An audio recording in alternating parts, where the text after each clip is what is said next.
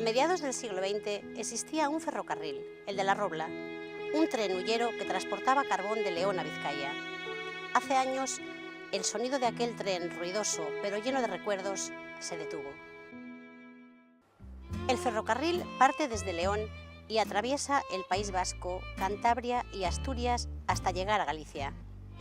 Se bautizó como el Transcantábrico, en honor al libro del mismo nombre del escritor y periodista leonés Juan Pedro Aparicio, una obra reeditada en 2007.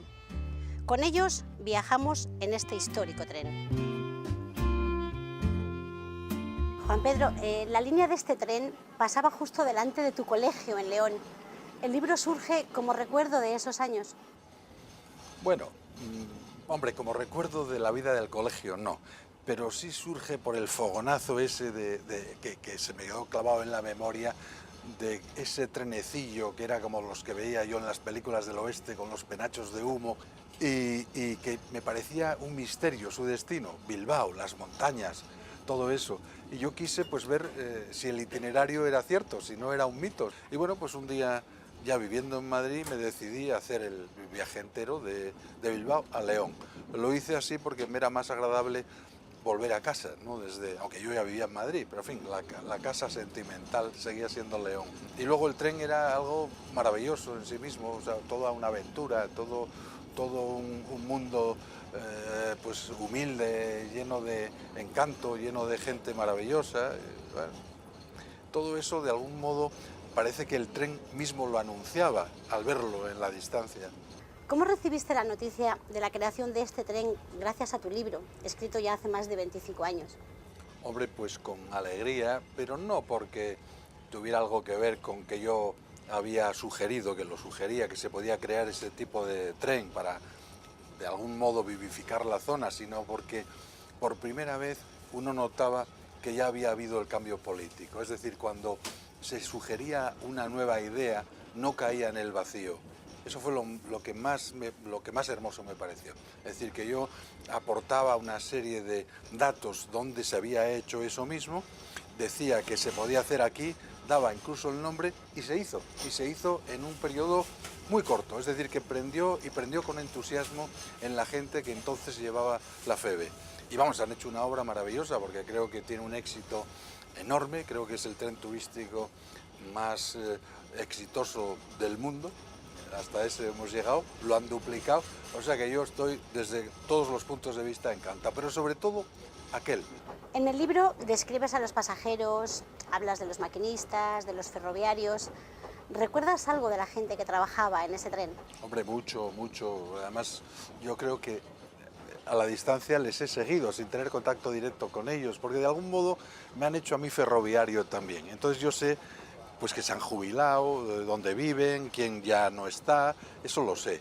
Pero me acuerdo especialmente del Chuchi, el gran protagonista del libro, el maquinista que toma en Balmaseda la máquina y la lleva hasta León, y en Edino, que es el que la lleva hasta Balmaseda. Y con los dos compartí una jornada, León-Bilbao, para hacer un documental del tren y de la renovación de la vía. Y luego pues estaban el jefe de tren, Oslé, y ahí lo más bonito de lo que me pudo pasar, y que es una anécdota yo creo que brillante, de cómo era aquel mundo, yo me iba acompañado de Fernando, el hermano de Luis Mateo, que era fotógrafo aficionado. Nos invitaron a comer y era una comida monstruosa, lo que llamaban una olla de carbón, y solo sacaban que alubias, berza, chorizos, de todo, y nos decían, si no lo comen hay que tirarlo. Yo pensaba que era pues una cosa como una amenaza, pero que no se cumplía, pero no, lo tiraban por la ventana.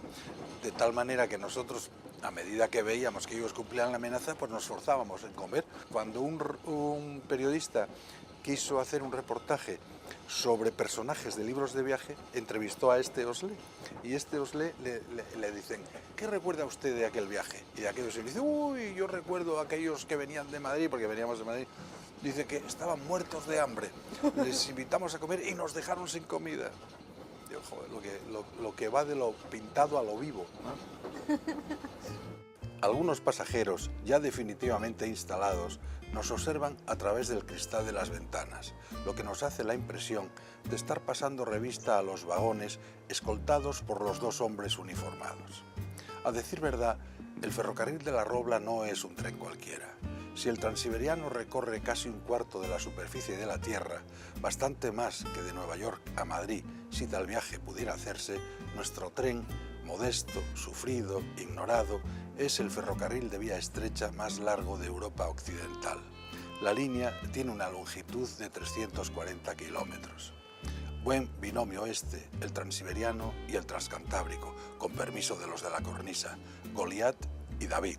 Aquel atraviesa Siberia, este cruza la cordillera Cantábrica, se mece sobre sus lomos, galopa sobre sus estribaciones.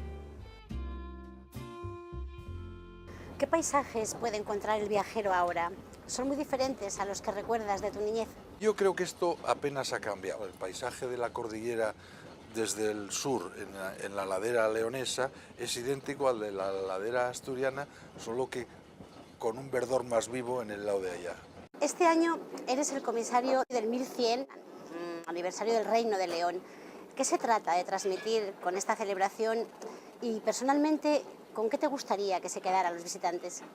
Mira, en toda celebración de este tipo, que yo es la primera vez que soy comisario, que es una palabra que me suena a película del oeste, pues lo que he querido es que no se perdiera, que nos quedara algo de esta celebración. Entonces me pareció que había que buscar valores universalizables, o sea, valores que todo el mundo entiende. Tuve la suerte de que mientras estuve en Londres el año pasado, un profesor de prestigio publicó un libro que tuvo una acogida excelente en el mundo universitario inglés, en el que reconocía lo que ya sabíamos muchos, que en León había nacido la democracia representativa, o sea, el parlamentarismo. Yo, sabiendo que estas cosas dichas por un anglosajón tienen como más fuerza, pues lo traje a León, lo traje a Madrid, lo he utilizado en todos los argumentos que estoy haciendo y ese es el mensaje más importante que me gusta dejar, que en León nació el parlamentarismo, porque estamos acostumbrados a valorar mucho lo de fuera y muy poco lo nuestro y además nos parece imposible que eso hubiera sido así. Pues no, fue así y además el que quiera profundizar en ello puede hacerlo perfectamente. Entonces eso yo creo que ya está conseguido. De hecho, las Cortes de Castilla y León han dado la medalla de oro a San Isidoro por ser precisamente el lugar donde ocurrió ese acontecimiento. Luego, otra de las cosas que estoy muy satisfecho es de haber hecho un museo que sea de referencia para León.